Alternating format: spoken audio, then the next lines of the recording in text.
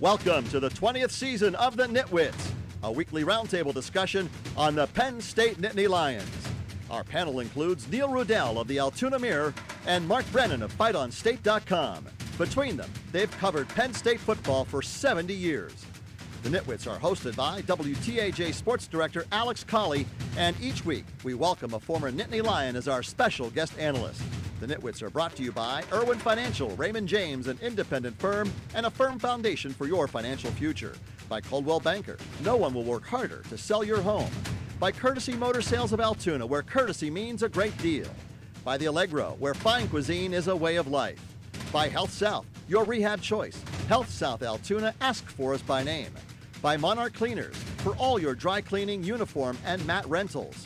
By Reed and Solani Orthodontics. Doctors Reed and Solani provide orthodontics for children and adults. By W.S. Lee & Sons, your local food distributor. Go Penn State! By Allegheny Street Cigar. Allegheny Street Cigar, Blair County's only cigar lounge. By McAleer's Plumbing, specializing in plumbing, heating, and air conditioning, serving our community since 1886. By Lakeview Sheds and Vinyl in East Freedom. You can buy off our lot or we can customize your dream shed. By Shields Awards and the Sports Shop. We have a fantastic selection of awards, apparel, and memorabilia at great prices. By EasyToUse.com, your Yellow Pages connection in print and online. By FightOnState.com, as close as you can get to Penn State football without putting on a helmet. And by the Altoona Mirror, featuring Penn State Game Day every Friday and Penn State Extra every Sunday. Welcome to the NitWits, where for the next 30 minutes we'll dissect Penn State's 35-6 win over Rutgers. To do that, we've got Neil Riddell, the Altoona Mirror, FightOnState.com's Mark Brennan, and joining us in the guest chair again, former Nittany Lion Jonas Stassi. Thanks so much for coming back. All right, thanks for having me. All right, jumping right into PSU's win.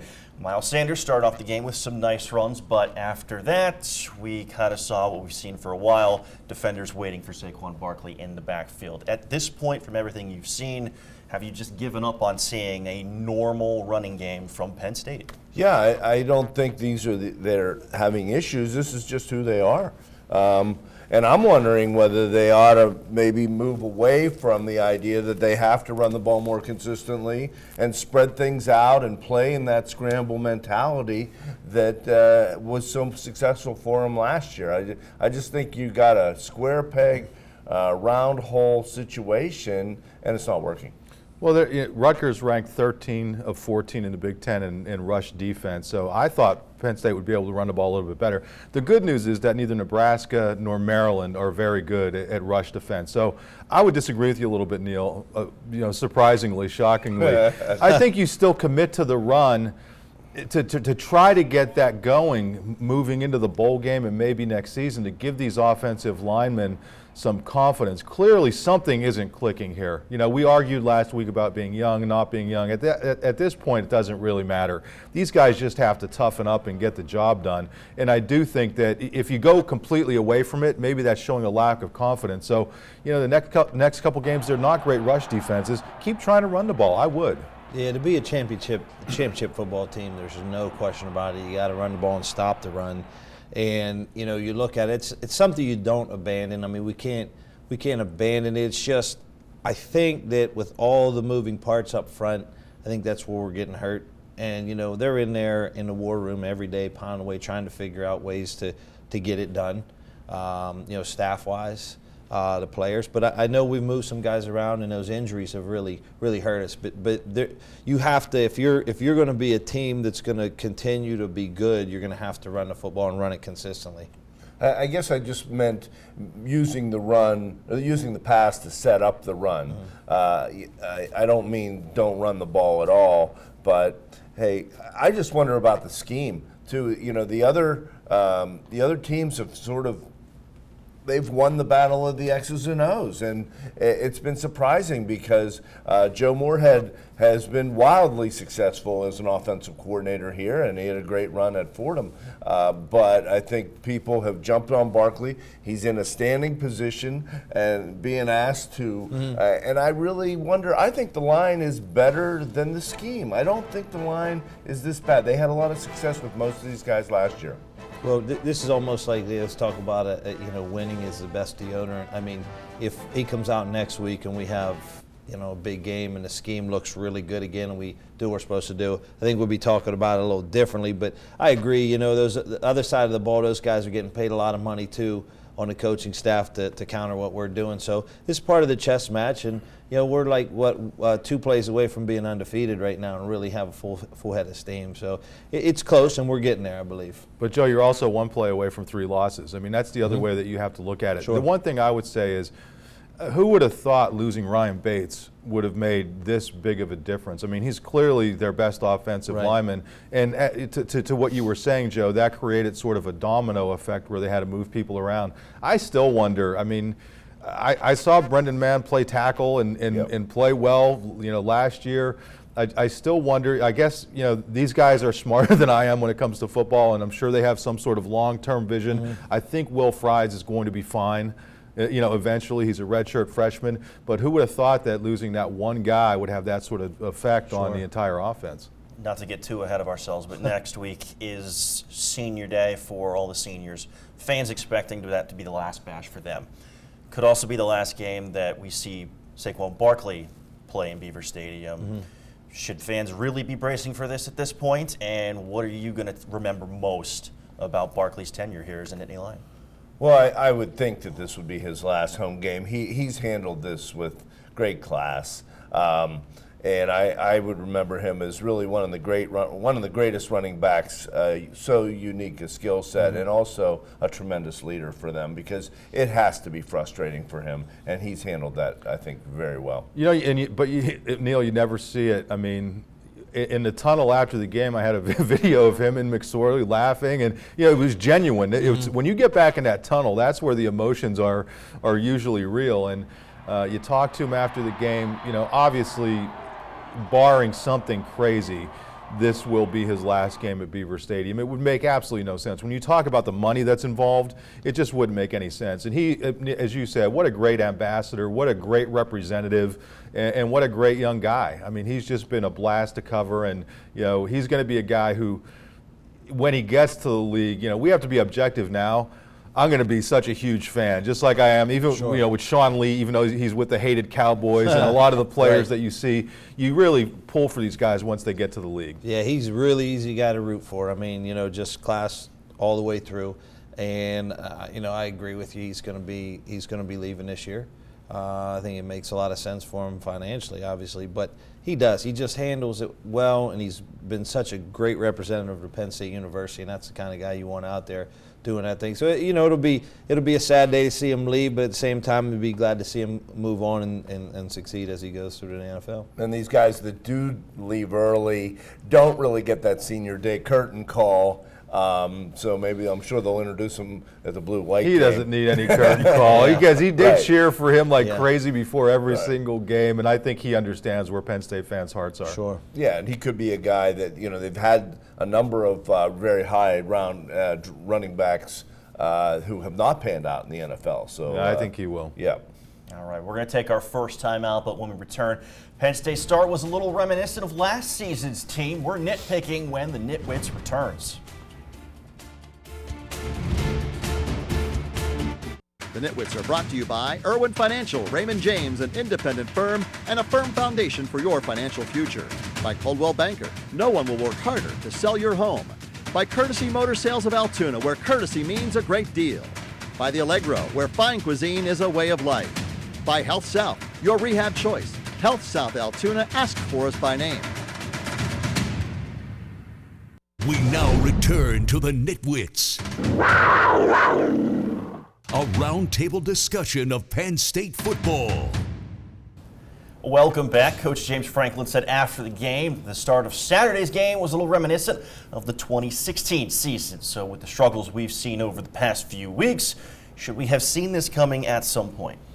The thing that jumped out to me, and I think he was also referring to the Rutgers game last year where they started off not so well, the special teams, boy, at this time of year, you have to be able to field a kickoff, number one. You can't have your kickoff guy putting 2 of them out of bounds, and then you run an onside kick, and it's timed perfectly, and the guy jumps offside. So, those are the little things at this point of the season you know, in fairness to the special teams, Gillikin's been tremendous, but they have to get the special. Those sort of special teams things aren't going to really hurt you in a game against Rutgers that you're going to win. But you know that's where you lose a tight game. Those are the kind of things that if you're in a tight game, they're going to cost you the game. They've been up until a couple weeks ago, they had a lot of penalties 2 straight weeks. But they've been a very clean team penalty-wise. But they've not been a clean team special teams penalty-wise. They seem to average at least 1 a game.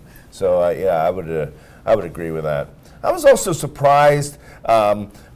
I think James was kind of annoyed at the whole situation in the first half because typically he's very aggressive and calls his timeouts. And he was asked about it after the game, and he said on the first play, depending if they get a decent yardage on the first play, he might not. And that does make sense, but Rutgers only got 1 yard on the first down. Penn State had 3 timeouts. I think he just wanted to kind of get in and maybe get the whole game over with. This might, I mean, it does and doesn't fit in, but, you know, you look at, and we've talked about this, about the landscape of college football now, and, you know, just a sense of urgency. And, you know, I felt it. It felt like it changed a little bit. And I know we go out there, meaning we as a team, you go out and you prepare, and every game's your Super Bowl, just as James said. You know, you go out and you play week in and week out. But, you know, after coming back from the road and being in the situation we were to where we're at now, and saying, yes, there's a lot to play for, it depends on how you look at that. And, I mean, you almost felt some of that with that sense of urgency. You know, you saw last year when we were the dog chasing, man, that towards the end of the year was unbelievable. The electricity, you know, you just didn't feel it. And there's no one to blame, but it just kind of is what it is. And I kind of felt that yesterday. You knew you were going to win. It was sort of like, you know, retarring your driveway. You know, you have to get it done. Looks a little bit better when it's over with, but no big deal. You're going to have to do it again, you know, in a year or so. The tackling yesterday, I don't know if that would speak to being flat early in the game. The tackling wasn't real good, and I think they're really trying to mix in some of these new secondary players, Castro, Fields, looking to the future, and in some ways I think that might be a good thing. Yeah, Monroe and Scott both had a fair amount of tackles, but going back to what Joe was saying, yeah, I think another part of it is, you know, it's 17 degrees when people show up, it's a late arriving crowd, it's noon. You know, I think that's a natural tendency. With no offense to Rutgers, you know, it's not the marquee opponent. To their credit, after the slow start, they picked it up, and even without the offensive line playing particularly well, that's that intangible thing. When they play Rutgers, you just never. Once they went up 7-6, you didn't get the impression that they were really threatened the whole game. No question about it. And that's what I was talking about. I mean, you never felt like that game was ever going to get. And those were sort of the old Penn State days when the fans got bored and left early, and it just, I don't know, it's just one of those things that our expectations have changed so much from one year to the other, which is great credit to that staff, Franklin and that staff, to get us back to where we were. I think most of the big adjustments they've done have generally come in the off season. They've been really good at addressing whether it's their slow starts or penalties or timeout management. You know, they've addressed those things in off season priorities. Last year they really improved as the season went on. I haven't quite seen that this year, or maybe and particularly with this offensive line, the ability to make these changes a little quicker. Yeah, and one last thing, and I'll kind of go back to what I started with. This has been the most bizarre place-kicking situation that I've ever seen. I mean, you know, Davis struggled early in the year, and he's just not getting opportunities. And it's not as if you're going to take a knee to give him an opportunity when you're playing so well in the red zone. But it would be nice one of these games to see him get 2 or 3 chances. And this, again, I'm not being critical of the staff because the chances haven't presented themselves, but to maybe give him a 45-yard attempt to get a shot at some point. Didn't they pass on that at Michigan State? Somewhat early in the game, they went for it on about a 4th and 8. I don't know and then late when it could have been like a 48-yarder, which would have been. I don't dispute the call there, but my point being, it's just been weird that this guy went from being, you know, kicking multiple field goals every game last year and being so on the money to, once he struggled early this year, you just really have barely seen him. Right. I know it's surprising the way this season started and the way we were talking to preseason, but any other minor concerns, maybe below the headlines that we're not seeing, that anything has popped up here? Well, I wanted to get into this in the next segment or so because I thought you guys would have a better feel for it. But, you know, they need a Bruce Clark on the defensive line. I think that they really, you know, I think they're developing some young players. But as we move forward, I think they're going to need that real space eater that could put pressure on the quarterback also. Well, they're getting a Clark in the program next year. Right. Yeah, It's not going to be high guy. Yeah, it's That's not right. going to be Bruce. But no, yeah, I mean, didn't we say early in the year that when you look at the defensive line and especially tackle, and you don't see a star caliber player, you see a lot of good grinding tough players, and I just don't think you have, you know, Sharif Miller, they're asking him to play a ridiculous number of snaps just because of the injuries, and I think that's hampered him a little bit at defensive end, but they just don't have a dominant player on the defensive line the way they have in the last maybe 4 or 5 years. Brown hurt us. That hurt us, losing him. And early. Buck Holtz. Yeah, both of And them, it's yeah. obviously become a concern here with Manny Bowen. That's right. Well, it is halftime here on the Nitwits. When we return, Penn State was able to right the ship in the second half. We're breaking down what we liked from yesterday's W. We'll be right back.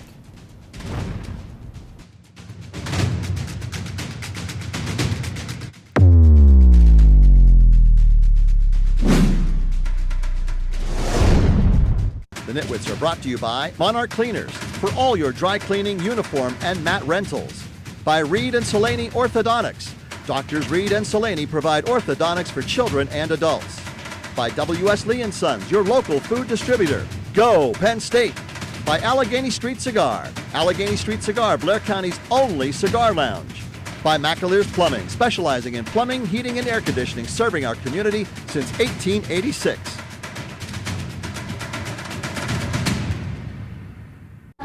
Hi, I'm Tim Sweeney, former Nittany Lion, and you are watching the Nitwits.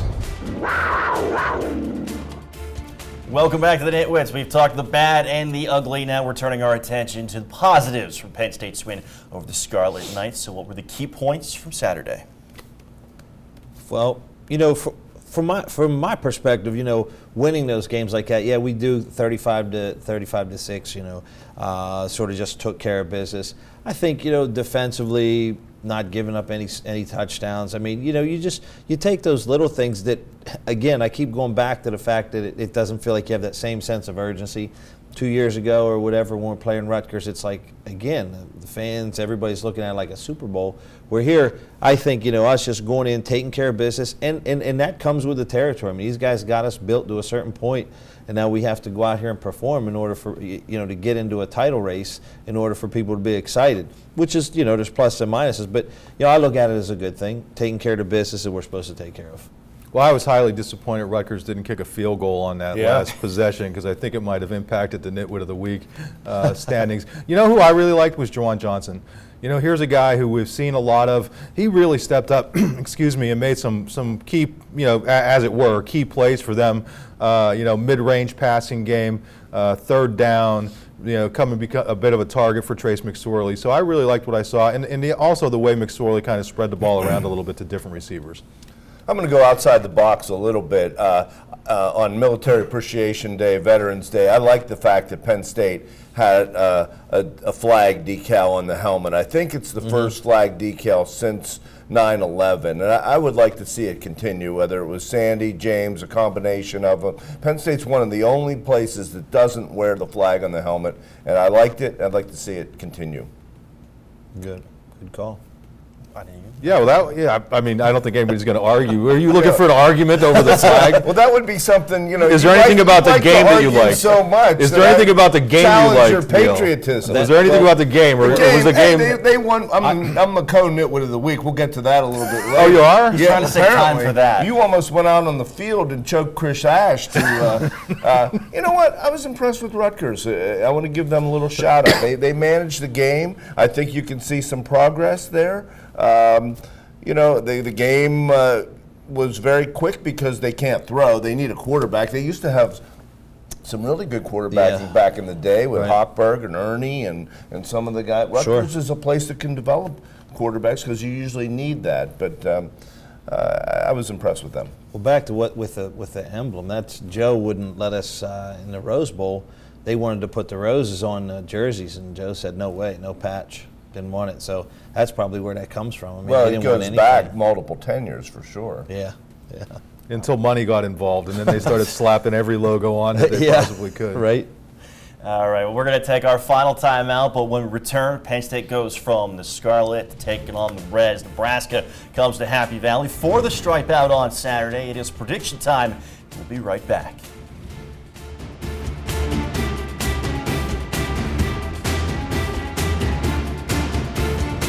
The Nitwits are brought to you by Lakeview Sheds and Vinyl in East Freedom. You can buy off our lot or we can customize your dream shed. By Shields Awards and the Sports Shop. We have a fantastic selection of awards, apparel, and memorabilia at great prices. By EasyToUse.com, your Yellow Pages connection in print and online. By FightOnState.com, as close as you can get to Penn State football without putting on a helmet. And by the Altoona Mirror, featuring Penn State Game Day every Friday and Penn State Extra every Sunday. Welcome back. Penn State's on to Nebraska, and so are we. The Cornhuskers come into Happy Valley having lost 4 of their last 5. The only win in that span, a 1-point win over Purdue. How is this one going to play out?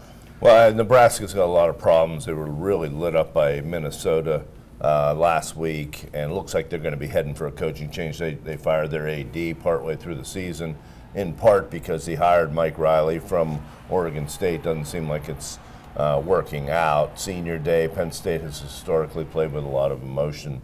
That game. You want me to make a pick?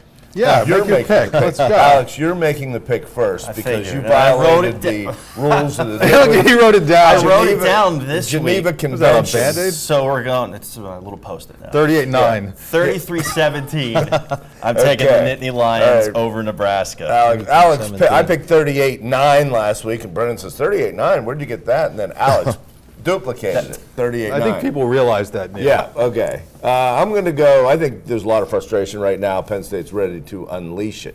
I'm going to say 44-16. I'll go 41-20.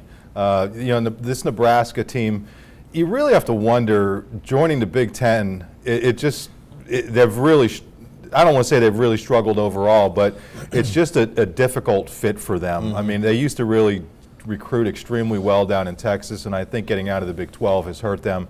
It's a really weird situation. That's a program that with a lot of tradition, a lot of history, it's almost a little bit sad to see how they're struggling. But so I'll go, what did I say, 41-20? I'll go with that. Now you're not sure. Well, you guys have me all messed up. We're writing stuff down. That's unfair. Good. We want to knock you off your heels. How about you, Joe? Well, I see it like this. I mean, I'm sure I'm going to get it for this, but I see it like this is one of those games that Barkley goes crazy, does it all over the place, gets totally back in the conversation. Everybody says, well, there's really your best player in college football. I think he brings a lot of excitement and goes out with a bang from Beaver Stadium, just like we expect, so he's going to ride out. I'm going to go with Penn State 48, Nebraska 13. Nice. Whoa, going high, Joe. Yep. I think they're going to get it done. I think it's going to be a total team effort, but I think Barkley's really going to take it to the next level this week and get back in that conversation, getting ready to go into New York. All right. Well, gentlemen, thank you for joining us. Thank you so much for watching as we see a quick clip there of the Nitwit of the Year standings, and we heard all about that. Yeah. See you next week. The Nitwits are brought to you by Irwin Financial, Raymond James, an independent firm, and a firm foundation for your financial future. By Coldwell Banker, no one will work harder to sell your home. By Courtesy Motor Sales of Altoona, where courtesy means a great deal. By The Allegro, where fine cuisine is a way of life.